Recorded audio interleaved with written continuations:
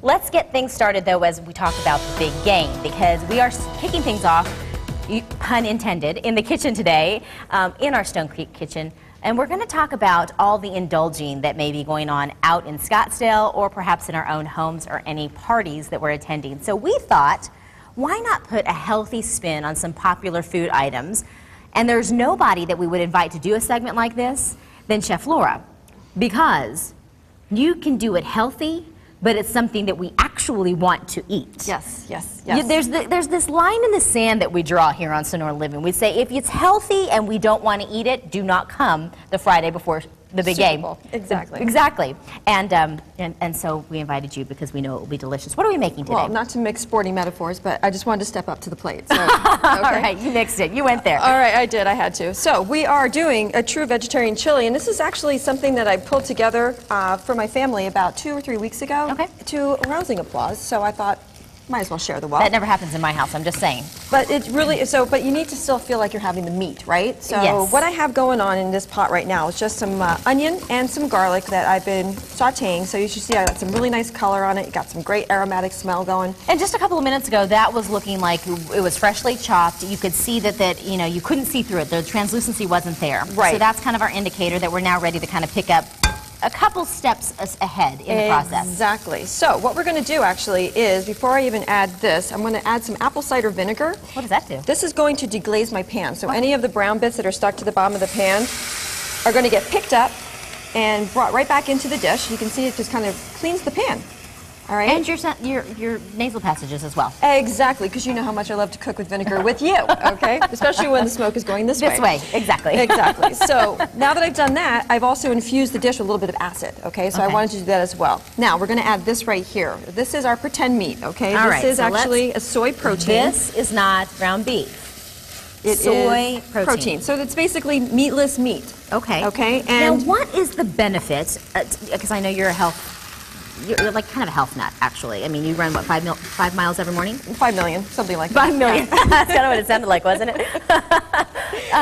You do a lot of running, and that's how we can trust you, even though you're a skinny chef, is because I work out a lot. You work out a lot. Yes. So let's talk specifically about the health benefits of using kind of an alternative, and I don't even know, not meat, quotes around that product. Meatless beef. Meatless beef. We can call it that. Okay, a couple of the things around this. It is really, one, I'm not getting a lot of the cholesterol that I would be getting in beef. 2, I'm still getting all the protein benefits that I wanted. And like I said, it is a soy protein, so people who aren't eating soy probably want to be aware of that. Okay.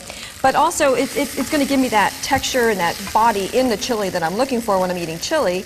But I'm lightening it up. There's not as much fat. There's not as much. There's fewer calories. So but there is a little bit of fat. So just because it's vegetarian yes. is not to say that you're going to be fat-free, and that's something that people at home should know. Exactly, but it goes to saturated fat as opposed to a polyunsaturated or monounsaturated fat, which would be better for our bodies. Okay. Okay. I'm with you. All right. So all I'm doing is, actually, you can see, is I've just been adding the beef, breaking it down, and quote unquote cooking it. Okay? Now, is it cooked already, and we're essentially warming it up?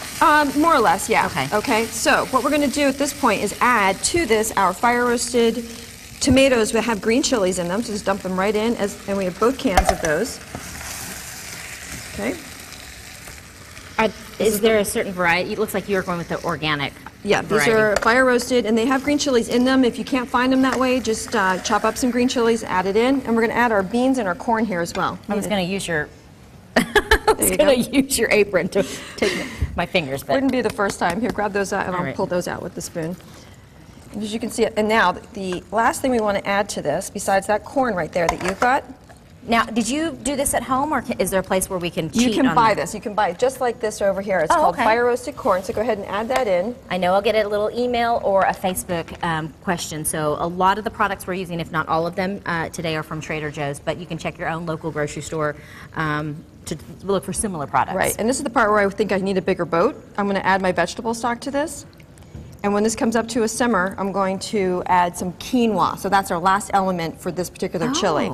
Now that is one of these superfood, like much talked about grains that we're hearing. Is it a grain? It is a grain, absolutely. It's actually, quinoa is considered a berry, as a matter of fact. And it is a superfood in that it is high in protein, high in fiber. It's the highest protein item in the plant kingdom.